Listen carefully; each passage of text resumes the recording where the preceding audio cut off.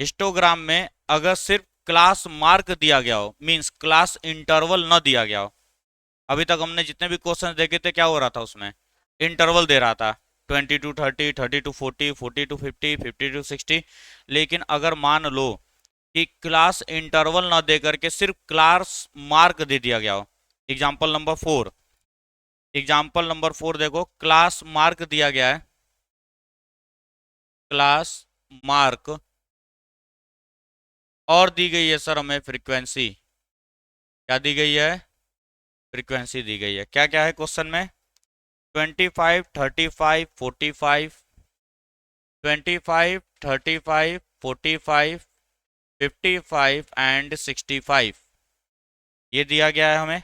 And frequency is given 7, 15, 18, क्या क्या है, 12, 8, 12, 8, ये दिया गया है। सर हमें पता है हिस्टोग्राम अगर मुझे प्लॉट करना है तो एक्स एक्सिस पर क्लास इंटरवल होता है कि नहीं, हॉरिजॉन्टल एक्सिस पे क्लास इंटरवल होता है, वर्टिकल एक्सिस पे फ्रीक्वेंसी होता है। लेकिन सर यहाँ पे प्रॉब्लम क्या हो गया, यहाँ पे सिंगल वैल्यू दी गई है, क्लास मार्क दिया गया है, न कि इंटरवल दिया गया है, और हमें इंटरवल चाहिए। अरे रेक्टेंगल बनाना है ना, तो रेक्टेंगल की चौड़ाई होगी कि नहीं होगी, रेक्टेंगल की चौड़ाई हो रही है, इसका मतलब यहाँ पर एक कोऑर्डिनेट होगा और एक कोऑर्डिनेट यहाँ पर होगा। लेकिन ये क्या दिया गया, मीन वैल्यू दी गई है, मतलब दोनों के बीच में दिया गया है, एवरेज बोलो या मीन बोलो, ये वैल्यू दी गई है हमको। सही है, यहाँ तक कोई दिक्कत तो नहीं है। अब सर हमें इस मीन, ये मीन दिया गया है, मीन से मुझे क्या निकालना पड़ेगा, इंटरवल की वैल्यू निकालनी है। कैसे निकाला जाएगा इंटरवल? तो कोई भी क्लास मार्क को पकड़ो, 35, 25 है, दोनों का सब्ट्रैक्शन करेंगे, कितना होगा डिफरेंस, दोनों का डिफरेंस चेक करो। यहाँ मैं लिख रहा हूँ क्लास इंटरवल, कैसे सॉल्व करते हैं हम लोग, 35 माइनस 25, और इसको डिवाइड करेंगे 2 से, क्योंकि दो जगह पे हमें डिस्ट्रीब्यूट करना है इसको, ठीक है। और इसको नाम वगैरह कुछ दिया नहीं गया है तुम्हारे में नाम नहीं दिया गया, इसी को हम लोग एडजस्टमेंट फैक्टर वगैरह भी बोल देते हैं, कि हम लोग एडजस्ट कर रहे हैं चीज़ों को। यहाँ ध्यान से देखो, 35 माइनस 25 कितना होता है, 10/2 कितना हो जाएगा, 5। तो सर हम लोग करेंगे क्या, इसका मतलब क्या हुआ कि ये 25 मीन वैल्यू दिया गया, 5 पीछे चलेंगे और 5 आगे चलेंगे हम लोग। सही है, 5 पीछे चलेंगे और 5 आगे चलेंगे हम लोग। तो क्लास इंटरवल क्या हो जाएगा, 20 to 30 हो जाएगा कि नहीं। इससे 5 पीछे चले तो 20, 5 आगे चले तो 30, इससे 5 पीछे चले तो 30, आगे चले 5 तो 40। क्या सिमिलरली मैं इसको ऐसे लिख सकता हूं, कोई आपत्ति है? और अगर तुम ध्यान से देख रहे होगे, क्रॉस चेक, कैसे हम क्रॉस चेक करेंगे कि जो चीज हमने लिखा वो सही है कि नहीं है। 20 + 30/2 करो, इसका मीन, मीन कैसे निकाला जाता है, मीन या एवरेज कैसे निकालते हैं, sum of observation divided by number of observation, यही करते हैं कि नहीं, sum of observation divided by number of observation, यही काम किया जाता है, बचपन से याद होगा, बचपन से ही काम करते आ रहे हो। तो सर 20 + 30 कितना होता है, 50, 50 डिवाइडेड बाई 2, 25, जस्टिफाई हो रहा है। सर 30 + 40, 70/2, जस्टिफाई हो रहा है सर। 60 + 70, 130, 130/2, 65, जस्टिफाई हो रहा है सर। मीन्स जो हमने लिखा है वो चीज़ हमारा सही है। अब प्लॉट कैसे करेंगे, अगेन प्लॉटिंग कैसे की जाएगी, क्योंकि ये 2D फिगर होता है, हिस्टोग्राम हमारा 2D फिगर है। तो मैं पहले बनाऊंगा, ये वाई एक्सिस है हमारा, this is our X axis. X axis पे हम लोग क्या प्लॉट करते हैं, क्लास इंटरवल को, और वाई एक्सिस पे हम प्लॉट करते हैं किसको, फ्रीक्वेंसी को। सही है, यहाँ तक कोई आपत्ति नहीं होनी चाहिए थी। सर पहली एंट्री कहाँ से स्टार्ट हुई है, 20 से, तो ये छोटी वैल्यू है तो मैं कर सकता हूँ 10, 20, 30, 40, 50, 60, 70 तक जाना है हमें। फ्रीक्वेंसी को ध्यान से देखो, फ्रीक्वेंसी में प्लॉट करने के लिए क्या बताया गया था तुम्हें, कि सबसे पहले लोएस्ट वैल्यू को चेक किया करो और हाईएस्ट वैल्यू को चेक कर लिया करो। क्या है, 7 है, और हाईएस्ट कितना है, 18 है, 18 तक हम लोग जा सकते हैं, 9 डिवीजन तक ऊपर जाना पड़ेगा, 2 2 का मान करके चल लेते हैं। या तुम एक काम कर लो, 3 3 का मान करके चल लो, 3 3 6, 3 9, 3 12, 3 15, 3 18, ऐसे कर सकते हो, या 2 2 का भी लेकर के चल सकते हैं। तो यहाँ पर तुम्हारी बुक में क्या किया गया है, 3 3 का लेकर चला हुआ है, 3 3 का ले लो। टू टू का भी लेके जा सकते हो, देखो यहाँ कोई जरूरी नहीं है थ्री का ही लेकर के जाना है, तुम वन वन का भी लेके जा सकते हो, ये ग्राफ थोड़ा सा लंबा बनेगा, लंबा बन जाएगा ना, 18 डिवीजन लेना पड़ेगा हमें। तो 3, 3 6, 3 9, 3 12, 3 15 और 3 18। देखो यहाँ पे 10 तक तो कुछ नहीं है, 20 से 30 के बीच में फ्रीक्वेंसी कितनी दी गई है, 7। सर यहाँ 9 है, यहाँ 8 आएगा, यहाँ कहीं 7 आएगा कि नहीं, तो यहाँ पर एक लाइन ऐसे ड्रॉ करेंगे और इसको हम लोग ऐसे मिला लेंगे 20 टू 30 में। 20 टू 30 में हमारा ग्राफ कैसा बनेगा, इस तरीके से बनने वाला है। 30 टू 40 में सर क्या है, 15 है, 15 ये रहा। तो इस ग्राफ को हम लोग यहाँ से ऊपर बढ़ाएंगे, यहाँ से इधर ले चलेंगे और यहाँ से ला करके इसको यहाँ पर ज्वाइन कर देंगे। 40 से 50 में 18 है, सर इसको थोड़ा सा और ऊपर बढ़ाएंगे 18 तक, टॉप मोस्ट पॉइंट 18 तक जाएगा। फिर से आ गया अपना 50, कोई दिक्कत। 50 से 60 में 12 है सर, 12 ये रहा। 50 टू 60 ये हो गया हमारा। 60 टू 70 8 है सर, 6 यहाँ पर है, 7 ये था ना हमारा, ये 7 था। इसके थोड़ा सा और ऊपर चलेंगे, थोड़ा सा और ऊपर जब चलोगे, ग्राफ पेपर पे अच्छे से प्लॉट करोगे सही से बनेगा ये। तो कुछ हमारा इस तरीके का हिस्टोग्राम बन के तैयार हो जाएगा। कोई आपत्ति, कोई आपत्ति नहीं होनी चाहिए यहाँ पर, ठीक है, इसको नोट कर लो जरा। तो अपना नेक्स्ट टॉपिक है कम्युलेटिव फ्रीक्वेंसी। जब तक ये समझ में नहीं आएगा तब तक ओगिव्स के बारे में तुम समझ नहीं पाओगे। Ogive, less than ogive, more than ogive types होते हैं उसके। अब देखो कम्युलेटिव फ्रीक्वेंसी का मतलब क्या होता है, कम्युलेटिव का मतलब होता है increasing by successive addition. Cumulative का मतलब होता है increasing by successive addition. Successive का मतलब क्या होता है, लगातार एक के बाद एक एडिशन, उत्तराधिकारी हिंदी में बोलते हैं जो, सक्सेसर पढ़ते होगा ना हिस्ट्री वगैरह में, वही चीज है ये हमारा इंक्रीजिंग बाय सक्सेसिव एडिशन। सबसे पहला सवाल क्यों, आखिर जरूरत क्या है मुझे इस चीज की। मीडियन के ही टर्म में देखो, मीडियन जब हम लोग पढ़ रहे थे तभी सक्सेसिव एडिशन का कॉन्सेप्ट आया था। मीडियन होता क्या है, मीडियन का मतलब होता है मिडिल टर्म, ठीक, ये है नहीं, ये अगले चैप्टर में तुम्हारे आएगा। मीडियन का मतलब होता है मिडिल टर्म, ध्यान से सुनना कहानी को जरा। मीडियन का मतलब होता है मिडिल टर्म। जैसे मैं एक एग्जांपल ले रहा हूं, एक एग्जांपल ले रहा हम लोग, मान लिया मैंने 2 4 6 8 10, कितनी एंट्रीज हैं, 1 2 3 4 5 है कि नहीं है। मिडिल में कौन आ रहा है, 6 आ रहा है कि नहीं आ रहा है, 6 आ रहा है, जो कि कहाँ बैठा हुआ है, थर्ड पोजीशन पे है कि नहीं है, फर्स्ट सेकंड थर्ड पे है।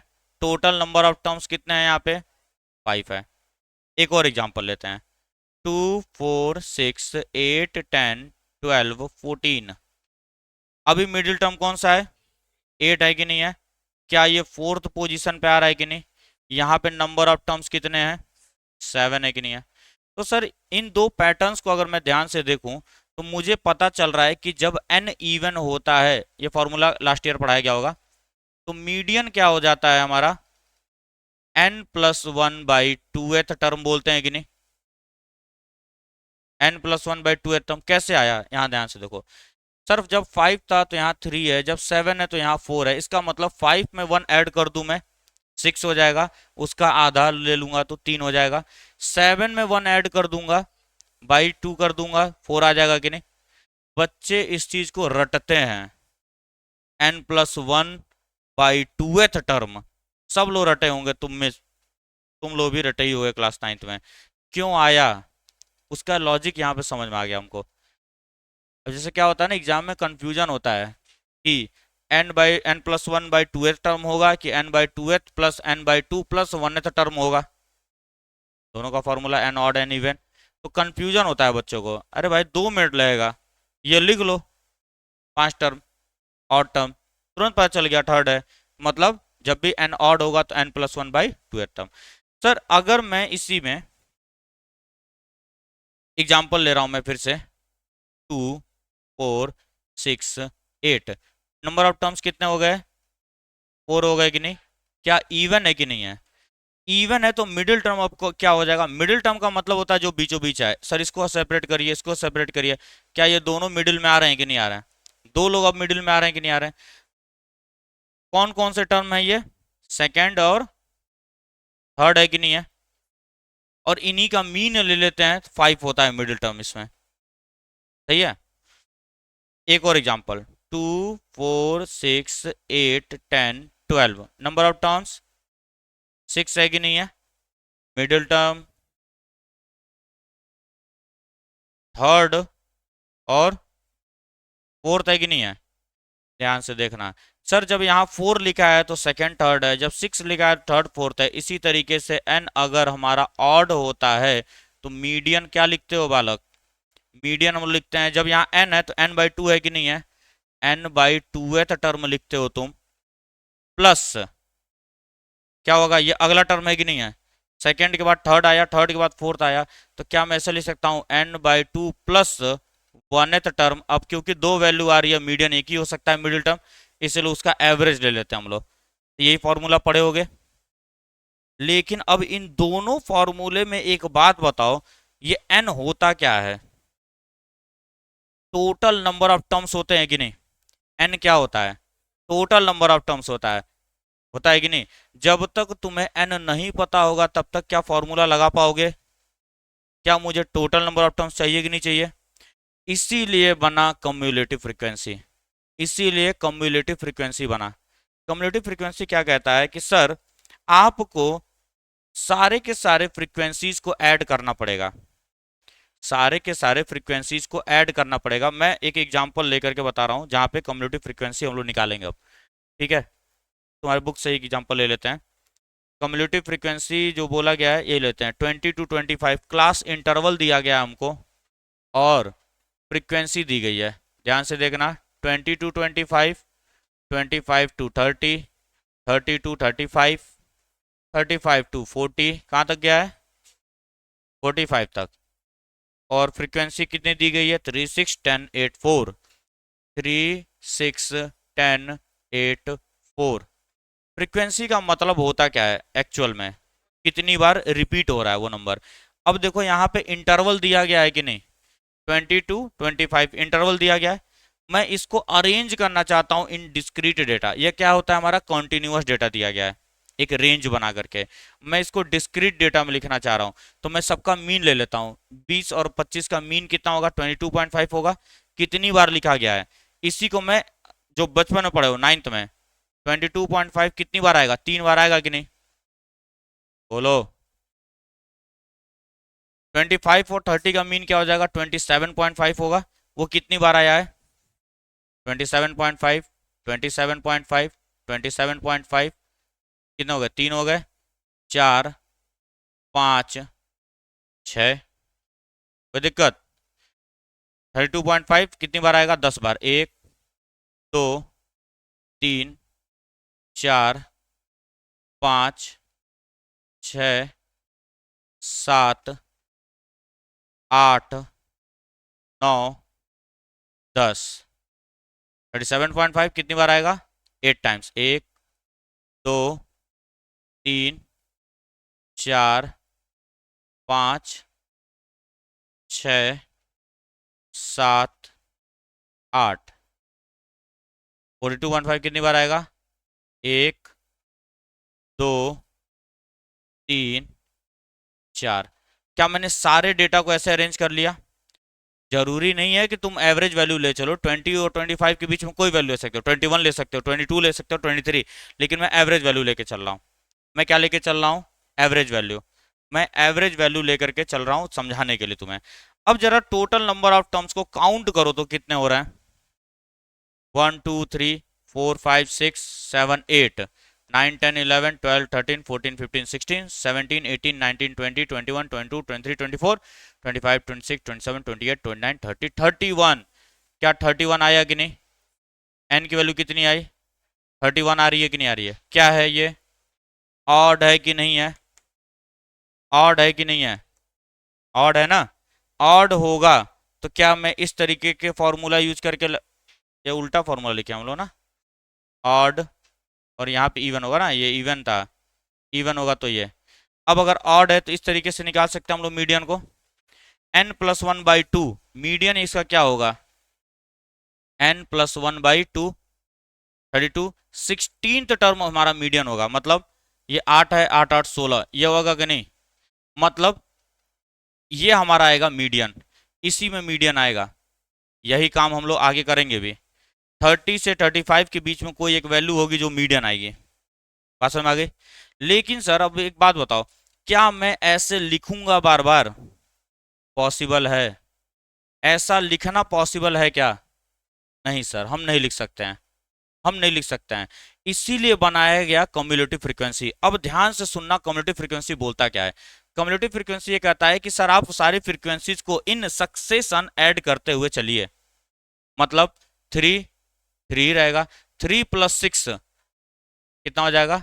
9, 9 + 10 19, 19 + 8 27, 27 + 4 30 +4 31।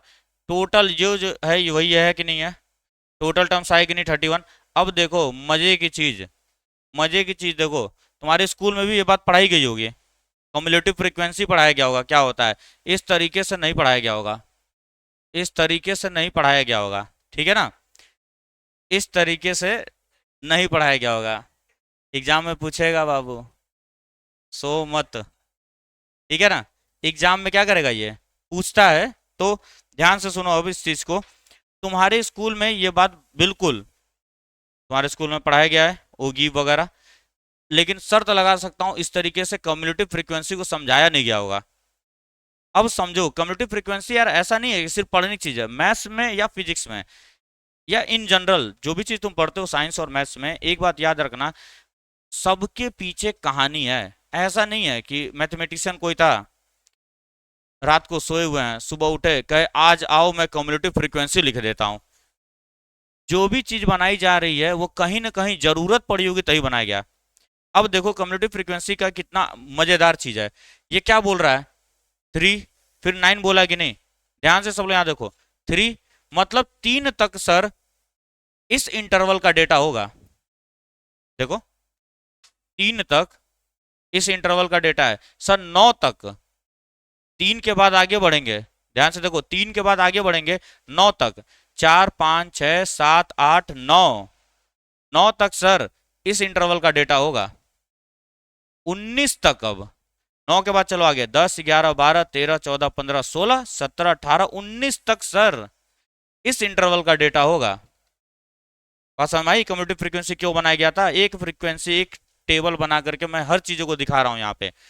27 तक सर इस इंटरवल का डेटा होगा। देखो 20 21 22 23 24 25 26 27 और 28 29 30 31। क्या मैं सिर्फ ये लिख करके बता सकता हूं कि नहीं 9 से लेकर 19 के बीच में कौन होगा, 19 के आगे कौन होगा, 27 तक कौन होगा, 27 से 31 तक कौन होगा? अगर मैं ये नहीं लिखता और मैं तुमसे पूछूं 25वें पोजीशन पे कौन बैठा होगा, तो तुमको ये लिख करके ही बताना पड़ेगा कि नहीं। लेकिन अब मैं श्योर हो चुका हूं 25वें का मतलब 19 से 27 के बीच में है कि नहीं है। इसका मतलब इसी इंटरवल का कोई ना कोई बैठा होगा वहां पे, 35 से 40 के बीच का ही कोई बैठा होगा। इस वजह से हमने बनाया था कम्युलेटिव फ्रीक्वेंसी को। इस वजह से बनाया गया कम्युलेटिव फ्रीक्वेंसी। एक ये चार्ट बना करके, एक ये कॉलम बना करके हम लोग क्या कर सकते हैं, चीजों को अच्छे से रिप्रेजेंट कर सकते हैं। समय बचा, वरना ऐसे लिखने में बहुत समय वेस्ट होता है। बात समझ में आई? कोई अगर तुमसे पूछे कम्युलेटिव फ्रीक्वेंसी क्यों बनाया गया, पूछेगा नहीं वैसे कोई? कौन ही पूछेगा? मैं आईसीएससी में पढ़ाता नहीं हूँ, नहीं तो मैं ही पूछता। जैसे सीबीएसई बच्चों से पूछता हूँ मैं ये बात, वाइवा वगैरह होता है जब क्लास 10th का, तो मैं पूछता हूँ उनसे कम्युलेटिव फ्रीक्वेंसी क्यों बनाया गया, व्हाट इज द कहानी बिहाइंड कम्युलेटिव फ्रीक्वेंसी। अब तुम कभी जीवन में कम्युलेटिव फ्रीक्वेंसी को नहीं भूल सकते हो। क्यों? कहानी जोड़ दी गई है, क्यों बनाया गया था, रीजन समझ में आया कम्युलेटिव फ्रीक्वेंसी बनाने का। अब इसी का हम लोग यूज करते हैं ओगिव्स में। ठीक है, ओगिव का मतलब क्या हो गया, ऐसा कोई ग्राफ जो या तो बढ़ेगा या तो घटेगा, इंक्रीजिंग ग्राफ या डिक्रीजिंग ग्राफ बनता है हमारा। और ओगिव को हम लोग बोलते हैं क्या, कम्युलेटिव फ्रीक्वेंसी ग्राफ या डिस्ट्रीब्यूशन ऑफ कम्युलेटिव फ्रीक्वेंसी। ओगिव और कुछ नहीं है, कम्युलेटिव फ्रीक्वेंसी का जो ग्राफ बनाया जाता है उसी को ओगिव बोला जाता है। ठीक है ना, कम्युलेटिव फ्रीक्वेंसी का जो ग्राफ बनाया जाएगा उसको ओगिव बोलेंगे। बात समझ में आ रही है क्या? कोई कंफ्यूजन? कोई कंफ्यूजन है? लिखने की इच्छा हो तो लिख लो। अब लेस देन और मोर देन ओगिव दोनों ही है ना, कि सिर्फ लेस देन ओगिव है? सिर्फ लेस देन है। सिलेबस में क्या है, दोनों होगा ना तुम्हारे में, लेस देन और मोर देन। मोर देन तो नहीं दिया गया है। चलो दोनों को देखते हैं, सुनो। लेस देन ओगिव, ओगिव का मतलब पहले समझ लो क्या होता है। ओगिव का मतलब होता है कम्युलेटिव फ्रीक्वेंसी कर्व, या ग्राफ विच रिप्रेजेंट्स कम्युलेटिव फ्रीक्वेंसी कर्व। ठीक है, एक ऐसा ग्राफ, कम्युलेटिव की स्पेलिंग सही लिख रहा हूं कि गलत लिख रहा हूं? सही है ना? कम्युलेटिव फ्रीक्वेंसी कर्व मतलब अब हम लोग कर्व किसका बनाएंगे, कम्युलेटिव फ्रीक्वेंसी का।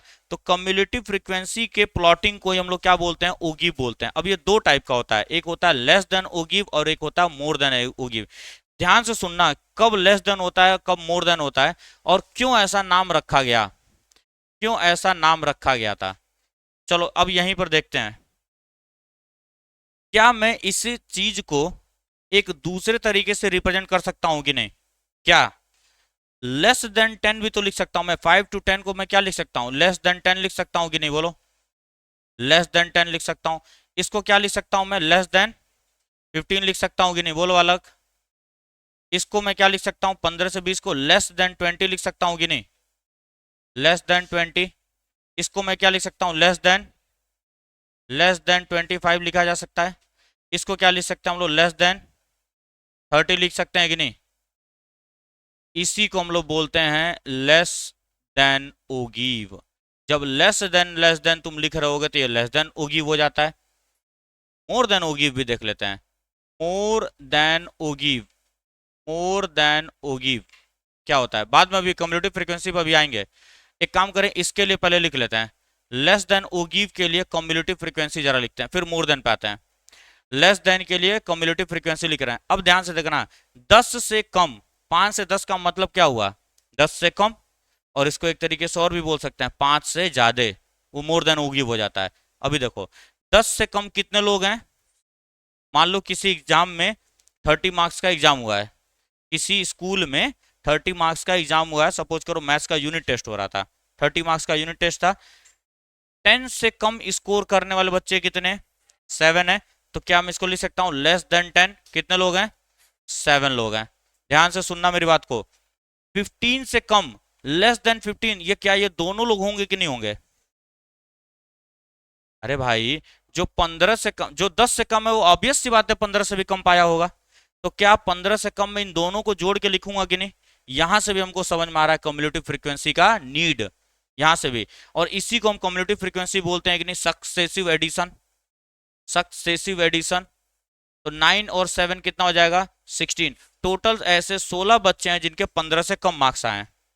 अब आओ, 20 से कम कितने लोग के मार्क्स है, क्या ये तीनों ऐड हो जाएंगे कि नहीं हो जाएंगे, तीनों हो जाएंगे। क्योंकि जो 15 से कम है ऑब्वियस सी बात है 20 से कम पाया ही होगा, जो 10 से कम पाया है ऑब्वियस सी बात है 20 से कम पाया होगा। तो अब 16 में क्या करेंगे सर, 12 को ऐड कर देंगे, कितना हो जाएगा, 28 हो जाएगा। अब 25 से कम कितने लोग पाए हुए हैं, 28 प्लस 8 36। अब 30 से कम कितने पाए, 36 प्लस 6 42। क्या समझ में आई बात, ये बात समझ में आ रही होगी, बात समझ में आ रही होगी है ना। अच्छा, मैं यहीं पर एक चीज और ऊपर बना के दिखा दे रहा हूं तुमको, एक चीज और बढ़ा लेते हैं हम लोग। यहां पर एक चीज और बढ़ाता हूं मैं, ध्यान से सुनना। लेस देन 5 भी कर दूं क्या मैं, क्योंकि 5 की एंट्री थी कि नहीं, हो सकता है यहाँ 0 से 5 रहा हो, है नहीं, इसीलिए मैं इसको ऊपर बना रहा हूँ। टेबल में तुमको बनाना नहीं है, सिर्फ समझाने के लिए मैं बता रहा हूँ एक चीज। लेस देन 5 कितने लोग पाए होंगे, 0। अरे जब दिया ही नहीं गया तो 0, कोई नहीं पाया, इसका मतलब 0 है कि नहीं है। अब इसी चीज को जब मैं प्लॉट कर दूंगा ऑन एक्सिस, इसी को बोल देते हैं लेस देन ओगिव। ठीक है, ध्यान से सुनना कैसे प्लॉट किया जाएगा। ये हमारा 2 एक्सिस बनेगा, इस एक्सिस पे हम लोग क्या प्लॉट करेंगे, कम्युलेटिव फ्रीक्वेंसी को। और इस एक्सिस पे क्या करेंगे हम लोग, क्लास मार्क्स को। तो क्या लिखा गया है उसमें, एक्स लिखा गया होगा, मार्क्स लिखा गया है, सिंपल मार्क्स लिख दे रहे हैं। मार्क्स लिखा गया तो हम लोग मार्क्स लिख देते हैं।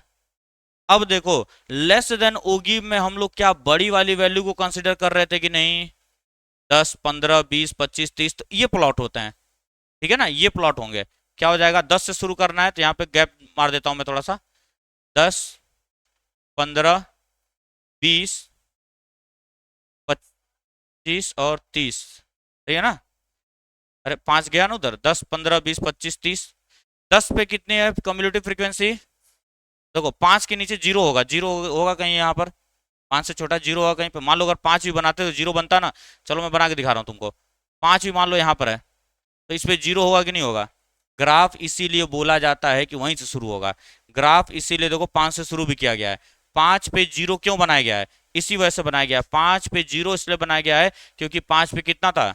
जीरो। जब कुछ न दिया गया हो तो जीरो है सर। 10 पे कितना? अच्छा इधर बनाना पड़ेगा ना। मैक्सिमम कहाँ तक गया? 42 तक गया है। कितना का इंटरवल लिया गया? 10। चलो 10 20 30 40 और 45 करना पड़ेगा। तुम 5 5 का ले लेना, थोड़ा सा लंबा ग्राफ बनेगा। 9 डिविजन जाएंगे हमारे। 5 पे जीरो है, ये कुछ नहीं है। 10 पे कितना है सर? 7। 7 कहीं यहाँ पर आएगा। कोऑर्डिनेट लिखना पड़ता है हमको यहाँ पे, कोऑर्डिनेट भी लिखना पड़ेगा। मार्क्स को मैंने एक्स एक्सिस बोला है, कम्युलेटिव फ्रीक्वेंसी को वाई बोला है। सब लोग बचपन से पढ़े हैं।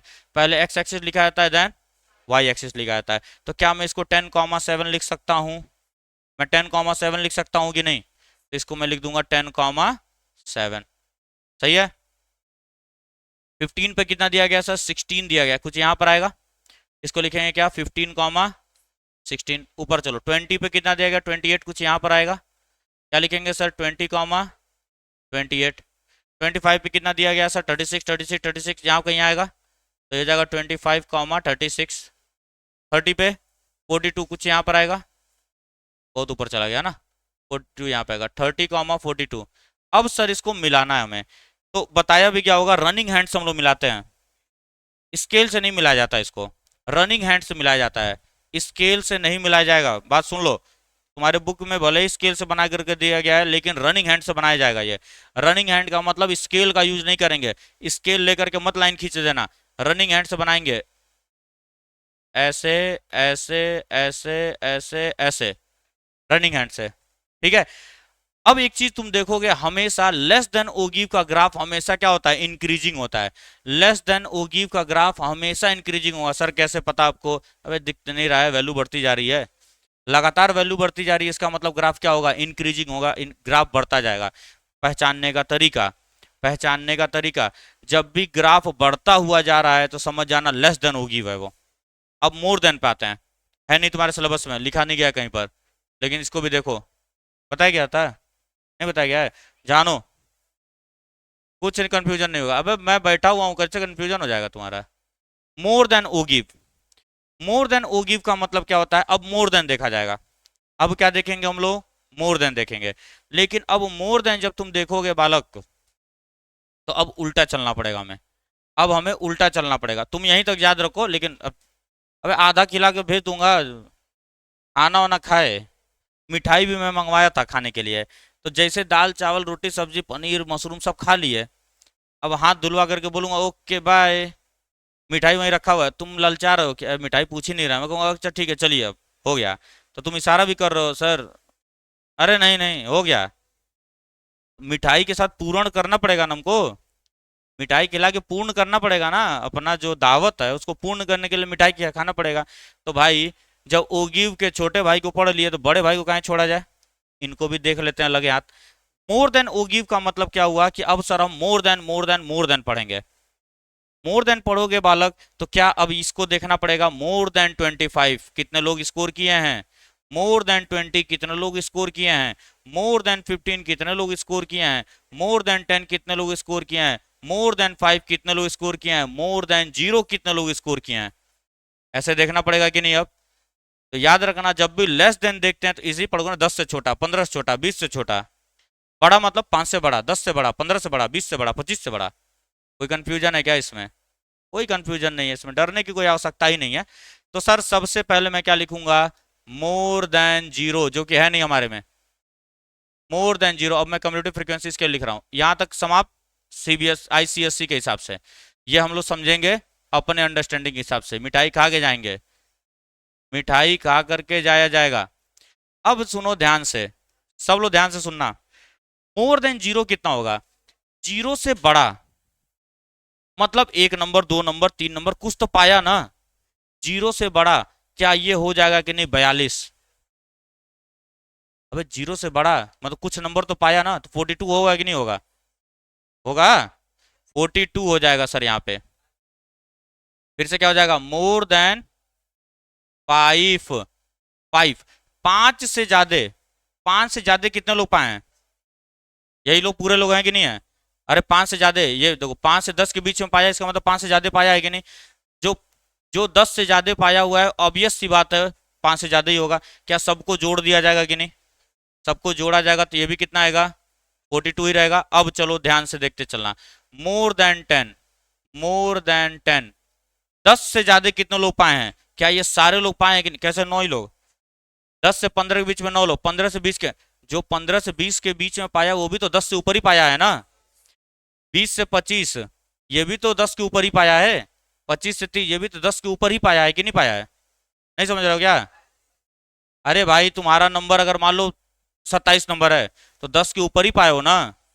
तुम्हारा नंबर 21 नंबर पाए हो तो 10 के ऊपर ही पाए हो ना। तो क्या ये सारे के सारे बच्चे जो हैं ये 10 के ऊपर पाए हैं कि नहीं मार्क्स? तो कितना हो जाएगा? इसको जोड़ने से अच्छा ये को जोड़ लो 36। जो तुम कम्युलेटिव फ्रीक्वेंसी बनाए उसी का उल्टा, उसी का उल्टा होने लगता है। कितना हो जाएगा? 36 हो जाएगा। अरे 42 में से 7 घटा दिया ना। 7 घटाने पे कितना, इतना ही आता है।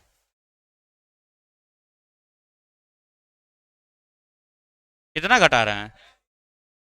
35 होगा। जोड़ने 42 आया था ना, तो उल्टा में गलत क्यों हो रहा है? मोर देन 15 मार्क्स कितने लोग स्कोर किए हैं? इन सबको जोड़ना है। मोर देन 15 कितने लोग किए हैं? 20 और 6 26 हो जाएगा कि नहीं? मोर देन 15 कितने लोग पाए हैं? 26 लोग पाए हैं। मोर देन कितना? 20, 20 से ऊपर कितने लोग पाए हैं? 8 और 6 14 लोग पाए हैं। मोर देन 25 कितने लोग पाए हैं? सिर्फ 6 लोग पाए हैं। क्या अब इसको प्लॉट कर लेंगे? अब इसमें देखो प्लॉट करने का तरीका क्या है। 5, 42, 10, 35, 15, 26। समझ में आ रही है बात? बात समझ में आ रही है कि नहीं आ रही है? जोड़ने में गड़बड़ नहीं हुआ है कहीं पर? अब इसको जब प्लॉट करोगे तो ये क्या हो जाएगा? मोर देन ओ गिव हो जाएगा। क्या हो जाएगा? मोर देन ओ गिव।